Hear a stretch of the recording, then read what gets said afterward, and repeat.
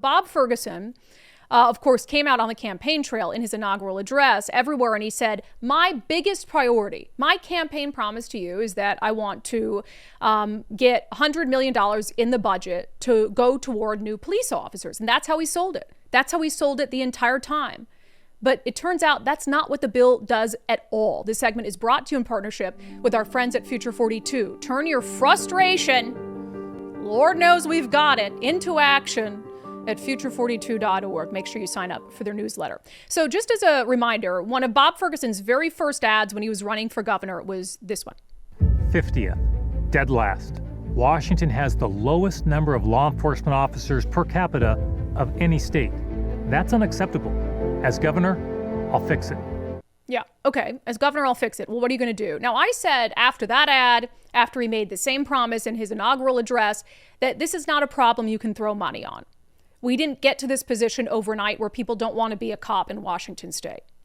It took years and years of degrading our law enforcement professionals, Bob Ferguson and his office politically prosecuting police officers for murder, Seattle and the rest of the progressives around the state pushing police defunding. It took a very long time to get to a place where the city of Seattle is 600 to 700 officers short.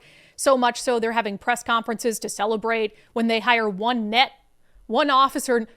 plus officer in a whole year. Like, oh, this is the first year we've hired more officers than have left. So things are bad. And I've said that respect is the biggest currency that's going to get us out of this situation. Making law enforcement officers believe and truly having their back and respecting the difficult job that they do, and not using your power and influence and lawmaking ability to hinder their ability to keep our communities safe. It doesn't mean you let them go out there and run rampant, right? There have to be some regulations and rules and expectations, and nobody disagrees with that, but the vilification has to stop. And also, we have to have leaders with a track record of not vilifying officers, of having their back. Bob Ferguson blows with the wind. One day he's prosecuting unsuccessfully police officers for murder. The next day he's running a campaign ad as governor saying that he's going to help hire more cops. And we called it, you guys called it too, all along. Is like, no, he'll leave office. We'll still be last in the nation for police officers per capita. But he made the promise anyway. And at the end of the day, if you're a police officer and you're going to work in a state like Washington that doesn't respect you, you might as well get more money, right? So on the surface, fine. I don't believe Bob Ferguson. I don't believe he respects law enforcement. But if he wants to set aside $100 million in the budget to be able to bring more law enforcement officers into our communities, which we desperately need, then by all means, I guess. Let's just understand who it's coming from. So the vessel for that policy was House Bill 2015 to actually push through the policy and the grant program, what it will look like, what the requirements will be. So Bob signed that law into law today. And of course, he used it to take a victory lap on fulfilling a key campaign promise. Here he is this morning. In my inaugural address, I made a promise that this legislative session, we must provide significant funding to hire more law enforcement officers in our state. We ranked last, 50th per capita in number of law enforcement officers. That needs to change. I pledge to work with both sides of the aisle to ensure this critical funding made it through the legislature. I'm so pleased to have House Bill 2015 before me now to help address this situation. Okay. So, again, if you are a passive news consumer, what have you heard? You've heard Bob make this promise on the campaign trail. You've heard Bob make this promise during his inaugural address. And you'll probably hear on the evening news tonight, Bob giving a speech, patting himself on the back with a few uniformed members of law enforcement around him. So that's what you'll hear as a passive news consumer. And so what will you believe then as a passive news consumer?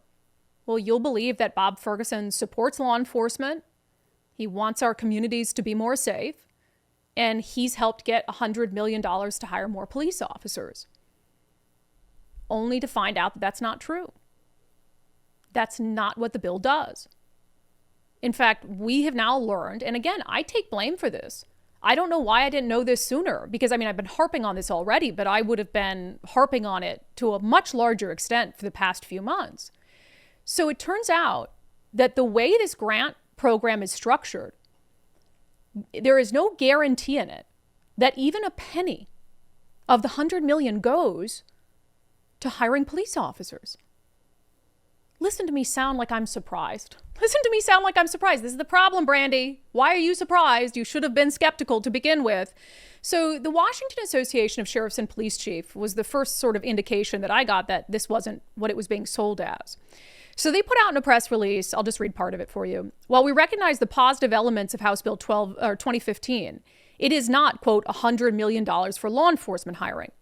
In its final form and after many revisions, it would actually allow the full $100 million to be spent without hiring a single new officer. If a community chooses to implement a local sales tax increase allowed by this bill, hiring may include not only law enforcement officers and behavioral health professionals, but also devote funds to emergency management planning, environmental hazard mitigation, security personnel, community outreach and assistance programs, alternative response programs, and mental health crisis response. The legislation also requires applicants to comply with reporting and training programs that have not even been implemented by the state. So I saw that and I said, what? How did I miss that? So I looked back at the bill, and as they said, there's been a lot of revisions in the legislature. So engrossed substitute House Bill 2015, indeed, if you read the whole thing. So it says it's a grant program for the purpose of providing direct support to local and tribal law enforcement agencies in hiring, retaining, and training law enforcement officers, peer counselors, and behavioral health personnel working in co-response to increased community policing and public safety. Peer counselors? Look, I'm not saying there's not a place for peer counselors and behavioral health personnel, but that's not what this was sold as. This was sold as hiring cops. There's a big difference between a cop with a gun who can respond to a life and death emergency and a peer counselor.